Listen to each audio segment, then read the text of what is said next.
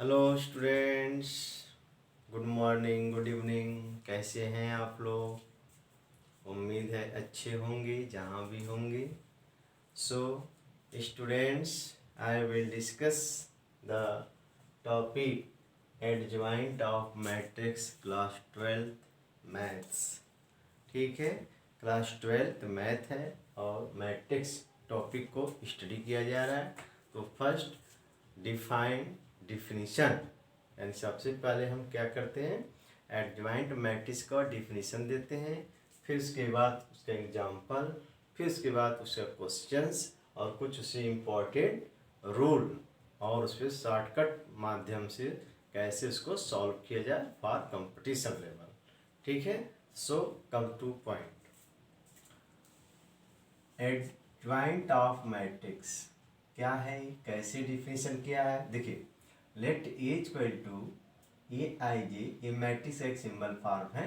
B या square matrix, कैसा matrix होना चाहिए? स्क्वायर मैट्रिक्स होना चाहिए। ऑफ ऑर्डर एन, 3x3 का हो, 4x4 का हो, 2x2 का हो, जैसे आप पहले पढ़े हैं, सो मतलब order N. And let A I J, capital A I J, the cofactor of A I J of the matrix which determinant, इसको डिटर्मिनेंट कहते हैं, सारणी कहते हैं। अभी हमने पढ़ाया नहीं है, इस टॉपिक के बाद जो है हम उसी टॉपिक को स्टडी करेंगे। Then adjoint of matrix A is defined as, कैसे डिफाइन किया है? Adjoint matrix A equal to matrix A J I N. Meaning ये है इसका कि एक हम एक मैट्रिक्स दिया रहेगा, ठीक, उस मैट्रिक्स का कि सबसे पहले हम उसका कोफैक्टर ज्ञात कर लें। जैसे पिछले लेक्चर्स में हमने कोफैक्टर बताया है, आप सर्च कर सकते हैं by concept classes by Verma sir channel पे। आप कंसेप्ट कर उसको मतलब सर्च कर सकते हैं कि कोफैक्टर कैसे फाइंड किया जाता है। फिलहाल मैंने यहाँ भी बताया है, डिफिनेशन में मैं आपको बताऊंगा, समझाऊंगा। तो एडजॉइंट ऑफ मैट्रिक्स ये जो होता है इस तरह से डिफाइन किया जाता है। आई बात समझ? आइए देखते हैं एग्जाम्पल्स। Come to point. ये equal to 2 5 1 3 adjoint A matrix adjoint A, इसको इस तरह से रिप्रेजेंट किया जाता है। किसी राइटर ने या किसी किताबों में कैपिटल ए लिखा होगा, कहीं स्मॉल ए लिखा होगा, और ये क्या है? मैट्रिक्स है।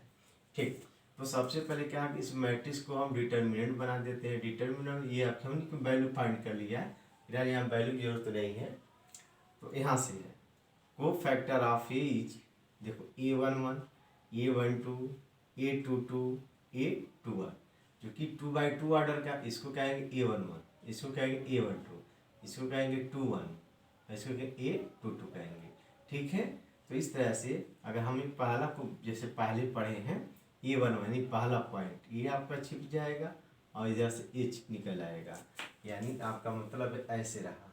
ठीक, क्या बचा? 3 बचा, तो 3 हमने लिख लिया। अब A12, ए यानी रो एंड कॉलम, ये यानी यहाँ से आ गया, ये खत्म हो गया, तो 1 आ गया।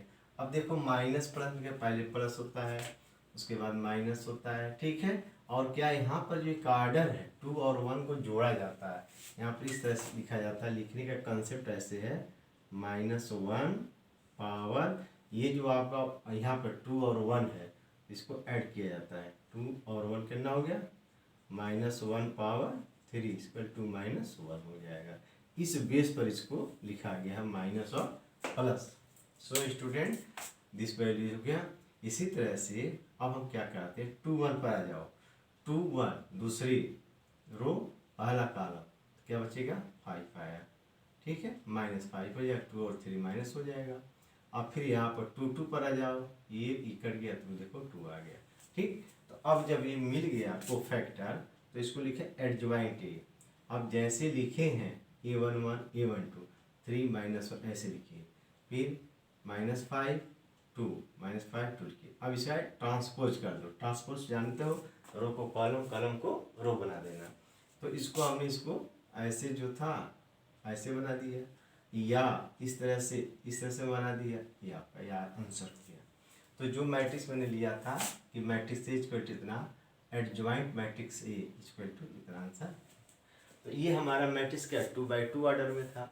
अब यही चीज़ अगर हमारा 3x3 ऑर्डर में अगर मुझे दिया हो तो सेम टू सेम प्रोसेस होगा और वही एक कॉलम बढ़ जाएगा, e/2 जो है 5 है, वही ऐड हो जाएगा 1 3 3 हो जाएगा, A11 A12 A13, ठीक, A21 A22 A23 A31 32 33 जैसे बताया गया है उसी बेस पर ये सब हमने इसको बताया गया। को फैक्टर आप देख लेंगे ठीक है।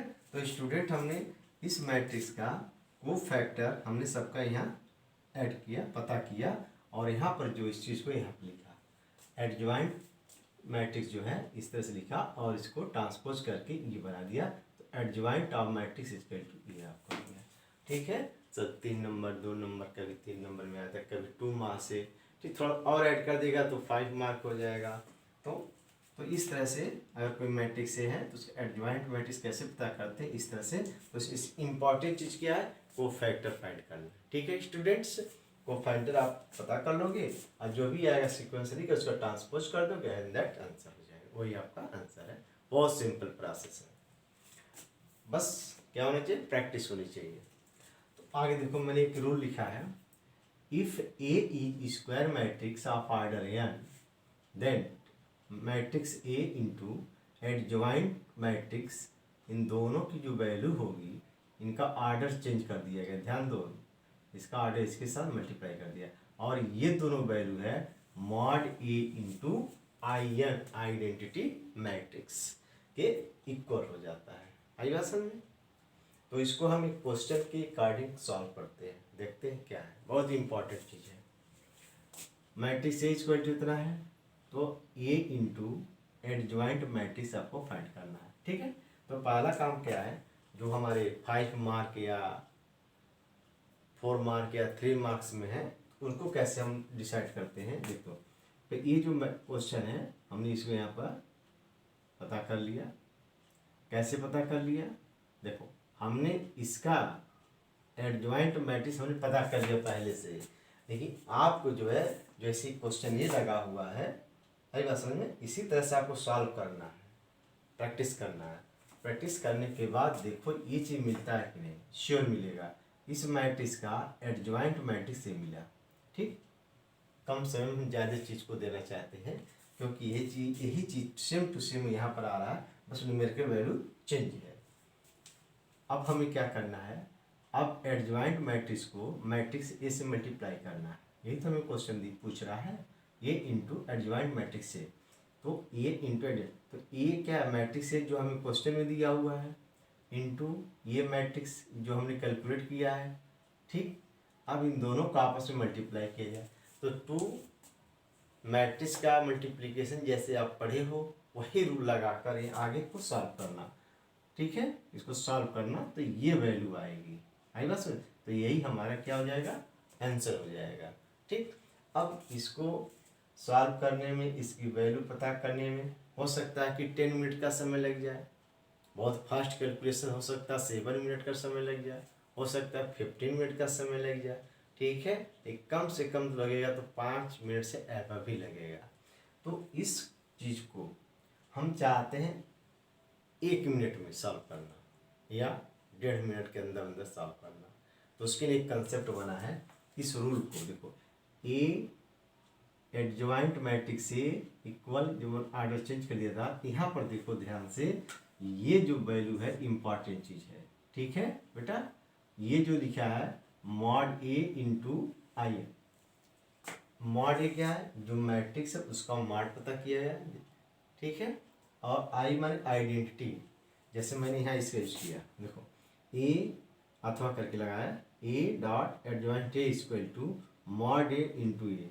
तो मॉड ए की वैल्यू ये देखो, मॉड ए की वैल्यू इस तरह से पता करते हैं, ये जो मैट्रिक्स है हमारा, ये मैट्रिक्स यही ना है, तो इसको साड़ी बना देते हैं, जैसे पहले आप पढ़े होंगे, इसको छिपा लेते हैं, इसको छिपा लेते हैं, तो 7 चौक 28 माइनस 28 हो गया और 6 पचे 30 आपका प्लस 30 हो गया, माइनस 0, तो जीरो से मल्टीप्लाई करने कोई मतलब ही नहीं है। माइनस प्लस होता है तो -1 हो गया।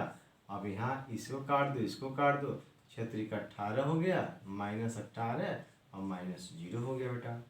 तो देखो ये आपका हो गया 2, माइनस माइनस खत्म हो गया और माइनस माइनस प्लस हो गया 18, कितना हो गया बेटा 20। आई बात समझ।